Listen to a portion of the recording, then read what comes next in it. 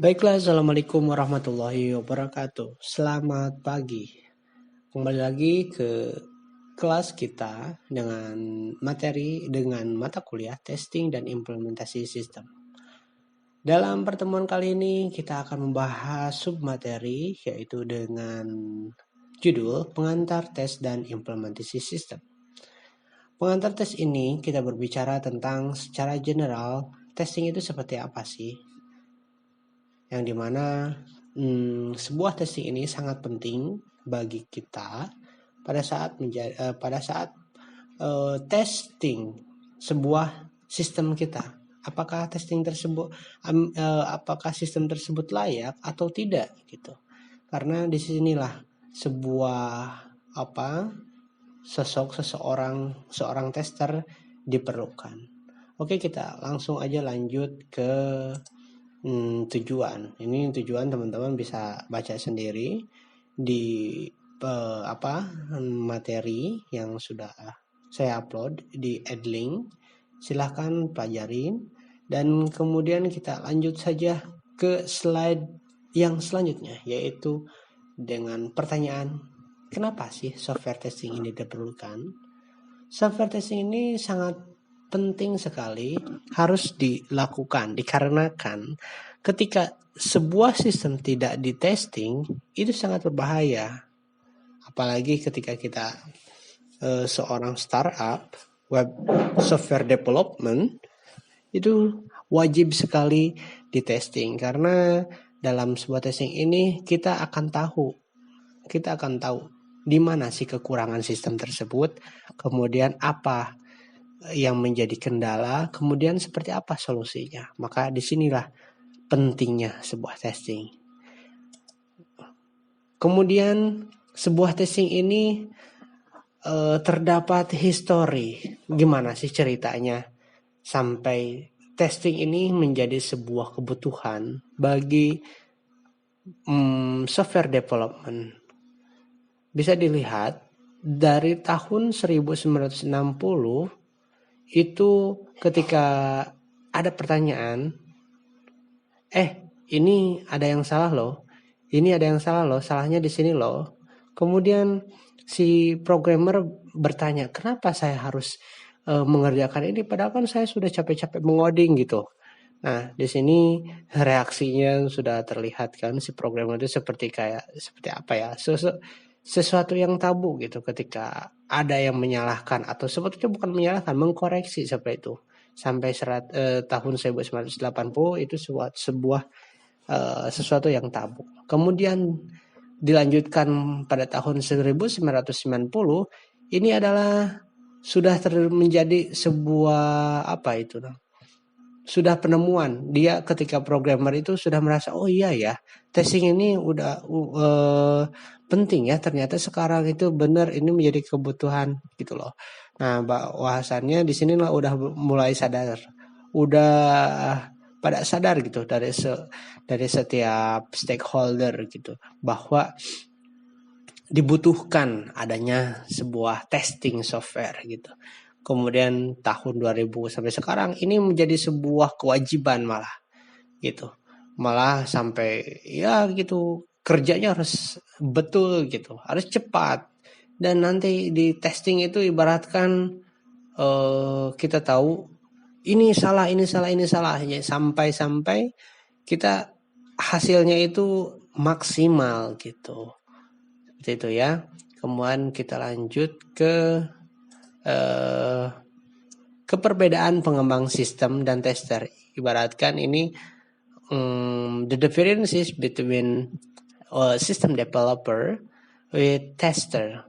Kalau misalkan yang si web developer ini atau kita katakanlah programmer, dia pertanyaannya bagaimana sih caranya kita membuat sebuah sistem. Dia membuild sistem, mau menyusun sintak, kode dan lain sebagainya. Tapi malah sebaliknya, kalau untuk tester dia bagaimana dia menghancurkan. Di sisi ini bukan maksudnya untuk menghancurkan sistem tersebut sampai hancur, bukan.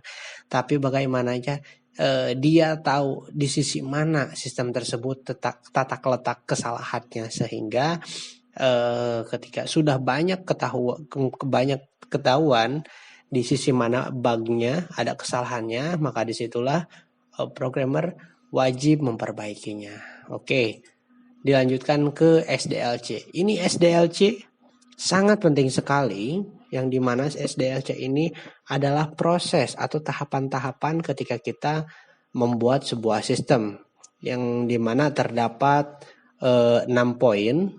6 poin. Yang pertama diawali dengan planning, kedua analisis, desain, implementasi, kemudian testing dan integration, yang terakhir maintenance. Nah, diawali dari planning ini adalah tim akan merencanakan nih apa saja kebutuhannya, termasuk biaya, kebutuhan, atau lebih dikenal dengan RAB deh gitu. Termasuk juga dengan rincian tingkat resikonya sih. Tingkat risikonya seperti apa sih, skenario-nya seperti apa, seperti itu. Kemudian dari analisis kebutuhan, analisis ya. Di sini disebutkan semua kebutuhan analisis seperti apa, engineer developernya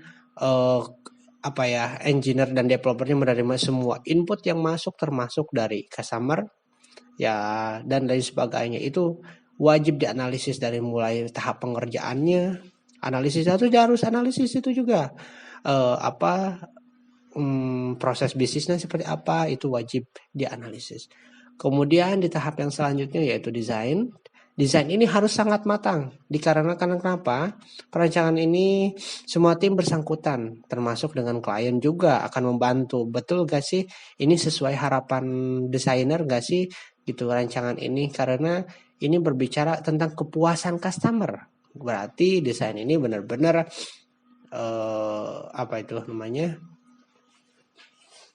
wajib diutamakan, seperti itu. Kemudian implementasi, di dalam implementasi ini terdapat penyusunan sintak atau code atau bagian developer nih atau coding ya, programmer. Disinilah implementasi terjadi, sehingga dilanjutkan ke tahap yang kelima yaitu testing dan integrasi. Disinilah fungsi testing sistem ini diuji. Jadi ketika sistem sudah jadi, maka harus ada seseorang yang testing implementasi sistemnya maksudnya. Jadi sistemnya itu apakah layak atau tidak, atau kekurangannya di mana, bugnya di mana gitu, seperti itu. Kemudian yang terakhir wajib maintenance, karena dengan adanya maintenance ini kita akan tahu kekurangannya di mana, apa yang harus diupdate dan seperti itu. Kemudian dilanjutkan ke model-model SDLC. Terdapat banyak model SDLC yang digunakan ketika kita membangun sebuah sistem. Di antaranya ada 2. Yang pertama itu waterfall, yang kemudian agile model. Water model ini kita sering tahu bahwa katakanlah model ini model klasik, karena dipakai udah zaman dulu kala ya, sudah ya berpuluh-puluh tahun yang lalu. Ini adalah proses klasik yang sangat struktural sekali, yang dimana kita tahu yang diawali dengan requirement, seperti halayaknya step SDLC tadi.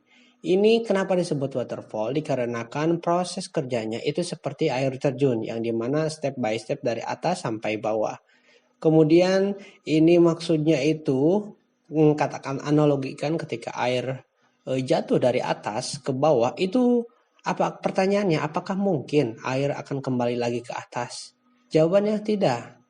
Dikarenakan air itu akan mengalir dari ketinggian yang dari dataran yang tinggi ke dataran yang rendah, sehingga maksudnya di step ini seperti requirement, desain atau pengkodingan, itu setiap stepnya itu harus diselesaikan terlebih dahulu. Jangan dulu sampai dilanjutkan ke step yang selanjutnya, dikarenakan ini tidak bisa balik lagi ke tahap yang selanjutnya. Maka setiap stepnya harus dimaksimalkan, setiap stepnya seperti itu. Kemudian dilanjutkan ke agile model, Ini agile model adalah salah satu model SDLC yang paling powerful atau fleksibel dikarenakan ini dalam kurun waktu yang cepat, yang dekat, dalam kurun waktu misalkan 1 bulan, ini cocok banget nih kalau misalkan kita menggunakan agile model ini dikarenakan ketika berjalannya implementasi sistem ini itu setiap harinya itu pasti ada meeting dengan klien atau customer sehingga kita bisa tahu kekurangannya seperti apa, keinginannya customer itu seperti apa, dan customer pun bisa memantau kinerja pembuatan sistem itu seperti apa. Jadi sama-sama puas lah gitu. Jadi kita sama-sama tahu. Jadi kerjanya juga bisa lebih cepat, lebih terkoordinir seperti itu. Oke. Di sini di dalam software quality factor terdapat beberapa function, diantaranya functionality, reliability, portability, efficiency, maintainability, atau usability. Jadi software itu dikatakan kualitas ketika terdapat beberapa terdapat beberapa faktor yang berikut. Seperti itu. Kemudian yang terakhir nih, kualitas dalam fakta dan persepsi. Quality itu terdapat ke dalam 2 bagian. Yang pertama itu fakta, yang kedua perception. Maksud di dalam fakta itu apa saja sih? Yang pertama itu diukur dengan kriteria sesuai spesifikasinya. Kemudian cocok gak sih dengan tujuan pembuatan dan penggunaannya? Seperti itu. Kemudian yang ketiga, tanpa cacat atau lebih dikenal kalau istilah system development itu zero defect. Yang keempat yaitu selalu baik sejak awal atau right first time and every time. Kemudian bagian perception ini diantaranya yaitu diukur dari kepuasan pelanggan atau pengguna. Biasanya ini ke survei ya.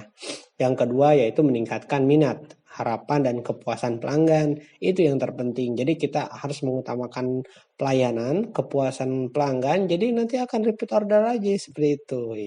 Cuan ya. Yang terakhir yaitu meningkatkan penjualan sales. Itu saja mungkin untuk pertemuan testing implementasi yang mana pertemuan pertama ya, pengantar tes dan implementasi sistem.